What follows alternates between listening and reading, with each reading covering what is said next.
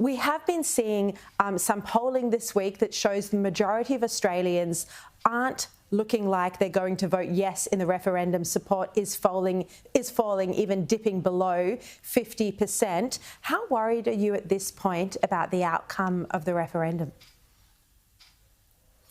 Well, the legislation passes the Senate in this sitting fortnight, and then the campaign will commence formally. So we've got several weeks to go, and the reason I stepped down from the front bench is because I want to go out and argue the case for the voice, as I'll be doing with other Australians from all different sorts of political backgrounds. And I think it's important that we make the case for the voice. I think that is what is required of those of us who think this is a good idea. And for me, this is about completing our constitution. It's about putting in place an institution that should help us close the gap. As we're reminded constantly, a young Indigenous man is more likely to go to prison than go to university. The Indigenous suicide rate is 2.5 times that of the population. Indigenous unemployment rate is 9 times that of the population.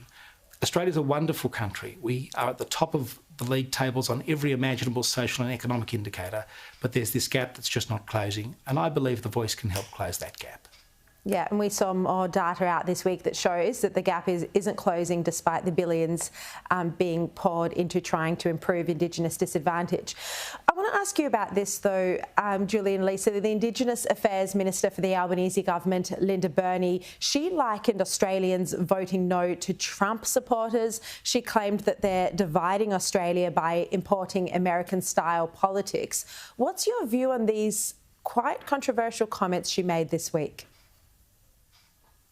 Well, I've always said it's really important that those of us who are supporting the yes case listen to and understand the reasonable concerns of Australians who doubt, just as it is important for those who support the no case to understand the aspirations of Aboriginal and Torres Strait Islander people and others to see a better future, and their belief that the voice can help deliver that better future.